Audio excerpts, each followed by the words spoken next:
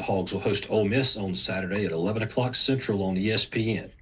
To ask a question for Coach Pittman, please use the raise hand button.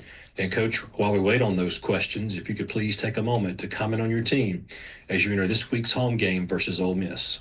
Yeah, briefly, we're fairly healthy. We know we're going to play a really good Ole Miss team, well coached. Coach Kiffin is a great football coach, his staff, a lot of talent there, and we're looking forward to having them at home here at 11 o'clock on ESPN. We'll begin with Bob Holt of the Arkansas Democrat-Gazette. Hey, Sam, I wanted to ask you about Ole Miss's tempo. I know you've played it before, and some of the defensive guys have, but some haven't. How have you guys been preparing for that, and kind of what's your take on their tempo? Well, they can tempo or not, and they can do it at as good as anybody in the country. And so we certainly have worked on it this week, got a taste of it against Tennessee as well. So that helped us prepare for this week as far as tempo goes. And we know we'll see it. They're excellent at it. And so we're well aware of that and working very hard on it. I wanted to ask you one more thing about Hudson. He was on the player interview last night. We asked him about the 2020 game and 3 picks, and he basically really didn't want to go there. So a long time ago, didn't remember it. I'm sure he does. What do you think about that? I guess he's pretty modest about it. Yeah, he's just a humble guy and knows that what he did 4 years ago now really. It's a great memory, but it doesn't have any factor in the game, and I'm sure that's what he's thinking of this particular game. But it'll go down as a great memory for him, but obviously won't have any effect on the game. Is probably why he didn't want to elaborate on it. Yep. Thanks. Next is Andrew Hutchison of the Best of Arkansas Sports. Hey, Sam, you mentioned him on Monday, but Pooh Paul, it seems like he's having a really good year at Ole Miss. I'm just curious, what stood out about him watching him on film this week? Well, we've always known he can run, and he's running side to side, tackling very well. Looks like one of their leaders on defense, and doing exactly what I thought he would do when he went into the portal, wherever he went. Be a really fine player for whomever he went to, and he was a great player for us and doing the same thing at Ole Miss. And when we talked to you on Monday about the tight ends, a name that we didn't bring up was Shamar Easter. I'm curious, kind of how is he developing? Is he getting close to maybe being able to contribute for you guys? Probably not this season. He is going to get some looks on special teams a little bit this week.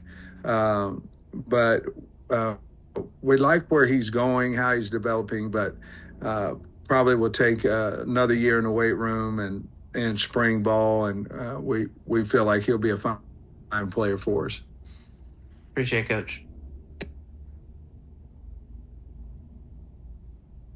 Next is Trey Biddy of Hog Sports.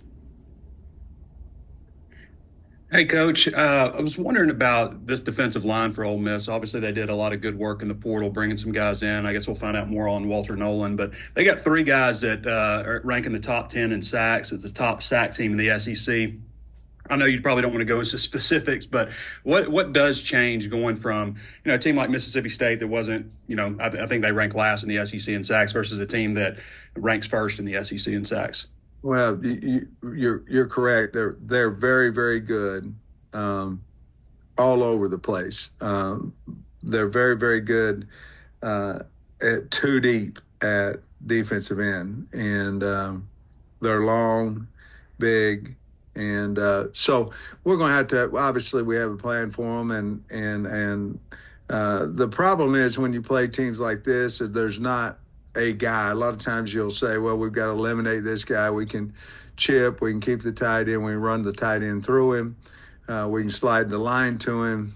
We can keep our back in and double him. But when both sides and the interior are as talented as Ole Miss, then you just have to play better, and you have to stay out of third and long situations, and hopefully we can do that. But they're really, really talented and long, and it makes it difficult. They can run, their D tackles can run, and so it'll be a huge matchup for our offensive line against their very, very talented D line.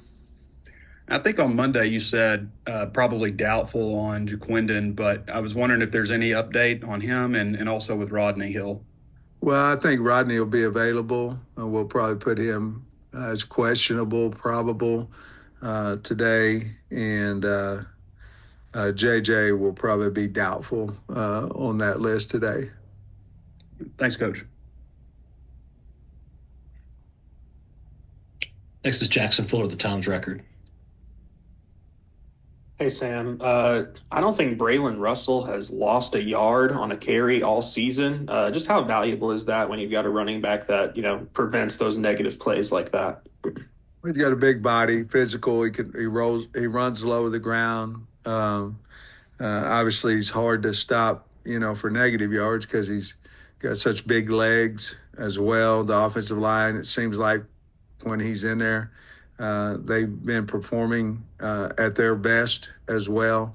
But I think it says a lot about his how he ran in high school. That's how he ran in high school. Big runs come from running hard when you get the football, not from I'm going to get a big run. It's breaking a tackle. It's hitting the hole on time, the timing, and all those things. He's been prepared for a long time, and he's continued to do that here for us. And Matthew Shipley, 3 for 3 last week. What's changed for him, confidence, technique-wise, since maybe when in the offseason he wasn't able to win the starting kicker job? Well, I think part of it last week, the field goal range was significantly shorter. It was good because we needed to build confidence in Shipley. He's had an outstanding week. He went 4 for 4 yesterday at practice. So I think it's just the confidence. Kickers get in streaks sometimes, and he unfortunately got in a bad one there a little bit in spring ball early in spring practice, and then has turned that around. And a lot of that's consistent with the snapper and holder as well, keeping the same guys in there. And I just think that consistency along with his confidence, and he's kicking the ball really well now. Thanks, Sam. Next will be Tom Murphy, the Arkansas Democrat-Gazette. Sam, I wanted to ask you about the linebacker group. You had Brad Spence jump up and get 11 tackles with Sorey last week, and the depth and the quality you're getting there. Yeah, I like them. I like them a lot. They seem to get along well. Switzer made a huge play down on the goal line. Obviously, Steven Dix is playing well too. So those 4 guys and to be honest with you, we're planning on playing Brad Shaw more. So we feel like we have a lot of younger linebackers that are preparing to get ready, but those 5 guys we have a lot of confidence in. They're all physical. They all can run. And so you specifically talked about Spence, though, and Sorey. Those guys are playing at a high level right now and tackling well. And then finally, you mentioned Shaw. I know he was in there on that hippo package on the goal line and cleaned it up. Just what's he done to maybe rise up?